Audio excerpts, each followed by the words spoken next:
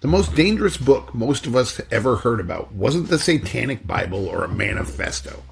It was a Xerox rumor passed around and whispered about in school hallways, name-checked by parents who'd never read it, and feared by authorities who understood one thing very clearly. Ideas don't need permission to spread. The book was called the Anarchist Cookbook. And for decades, its power came less from what was inside it than from what people imagined was inside it. But before I divulge more, please like, subscribe, don't be a poser.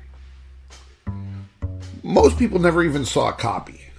They heard about it the way you hear about contraband. Half warning, half dare. Teachers mentioned it in hushed tones. Parents spoke its name like it might summon something. Cops treated it like radioactive material. Kids treated it like a forbidden map. That gap between reality and rumor is where the book did its real work.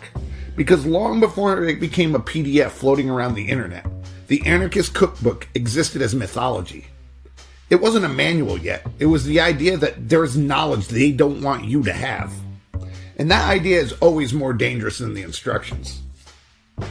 The book came out in 1971, written by William Powell, a 19-year-old kid angry at the world, angry at the Vietnam War, angry at authority, angry at the idea that governments could napalm villages and call it policy, while telling everyone else to behave. That context matters. This wasn't a lone crank scribbling chaos in a basement. This was a generation raised on televised war, assassinations, and a government that kept insisting everything was under control while the country visibly burned. Powell didn't invent that anger, he compiled it. The book wasn't born from a desire to create terror. It was born from a sense that the state had already normalized violence, and that the monopoly on force was being questioned for the first time by ordinary people. That doesn't excuse the book, but it explains it. Here's an uncomfortable truth.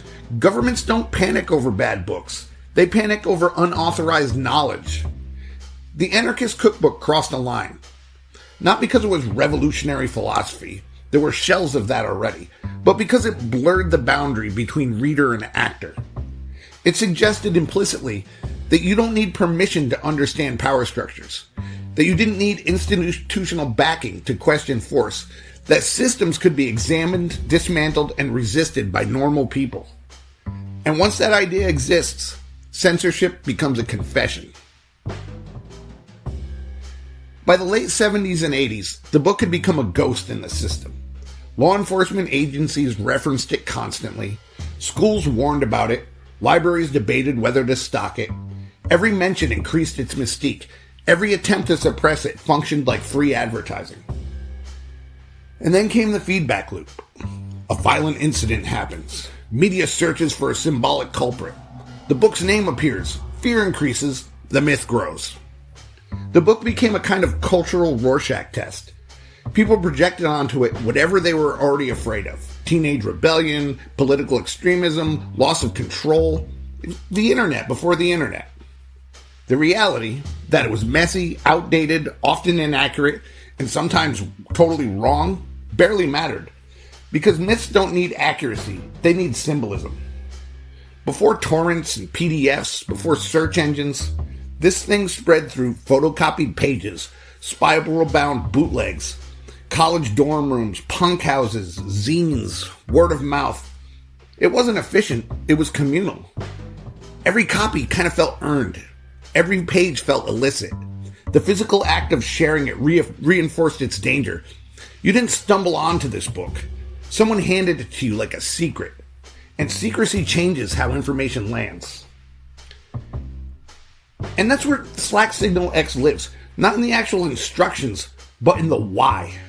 For Gen X especially, the Anarchist Cookbook existed alongside nuclear drills, satanic panic, government drug wars, corporate consolidation, and the erosion of trust. It wasn't that we wanted chaos. It was that we didn't believe the adults anymore. The book didn't create that distrust. It confirmed it. Years later, the author, William Powell, publicly disavowed the book. That part often gets skipped. He called it irresponsible, regrettable, dangerous. He spent the rest of his life advocating nonviolence in education. He asked publishers to stop printing it. And here's the tragedy. By the time he put the genie back in the bottle, the genie wasn't even his anymore. Because the book had already transformed from a document into a symbol. And you can't just cancel a symbol. Banning the book didn't work. Condemning it didn't work. Ignoring it didn't work. Because the Anarchist Cookbook taps into something permanent. The desire to understand how our power works. The suspicion that official narratives are incomplete. And the impulse to peek behind the curtain. You can disagree with the methods. You should question the consequences. But you can't pretend the impulse is rare. It isn't. It's totally human. But when the book went digital, it lost something. The danger became abstract. The ritual disappeared. The context evaporated. What remained was raw text floating free of its historical moment. And that's where it got messy. Detached from the Vietnam War, detached from draft cards and body counts, detached from the original anger that produced it. Without context, provocation becomes instruction. Without framing, myth becomes literal. This is where the responsibility shifts, from the author to the reader, to the culture that circulates it without understanding it. Strip away the panic, strip away the mythology, strip away the fear, and what's left? A warning. Not about rebellion, but about alienation. When people feel unheard, they seek forbidden knowledge. When systems feel rigged, people look for shortcuts. When authority lies, curiosity turns subversive. This book isn't a cause, it's a symptom. Here's the question that lingers 50 years later. What does it say about a society when a badly written, outdated, amateur compilation still scares it? Because if the ideas inside were truly powerless, no one would care. The fear reveals insecurity. The Anarchist Cookbook isn't a blueprint for revolution. It's a snapshot of a moment when trust collapsed and nobody bothered to rebuild it. And until that trust is restored, books like this will keep resurfacing, renamed, rebranded, reposted, and misunderstood. Not because people crave destruction, but because they're tired of being told there's nothing worth questioning. America loves a bad guy it can point at. Rock music, comic books, Dungeons and Dragons, rap lyrics, video games, zines, websites, message boards, algorithms, books. Every generation picks a cultural object and decides this is where the rot lives. The Anarchist Cookbook slid perfectly into that role. Not because it was uniquely destructive, but because it was convenient. It fit the narrative. It gave fear a spine and a title. You could say its name on cable news and instantly sound serious. The problem with moral panics is they always reverse cause and effect. Violence happens, search for a text, assign blame, ignore the conditions that actually produce the violence. It's cleaner that way, less paperwork, fewer uncomfortable conversations. Every time the book resurfaced in headlines, the implication was the same. This book made someone do something. I mean, I personally remember smoking banana peels because the Anarchist Cookbook said it would get me high. It didn't even give me a headache. But regardless, that's not how causation works. People who commit acts of violence don't wake up neutral, flip a page, and suddenly decide to act.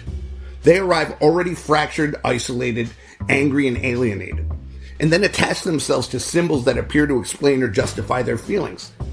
The book becomes a mirror, not a trigger. Yet media framing treats it like a remote control. Why? Because if text caused violence, then society doesn't have to examine loneliness, economic pressure, mental health neglect, radicalization pipelines, online isolation, masculinity myths, institutional failure. Blame the book, close the case.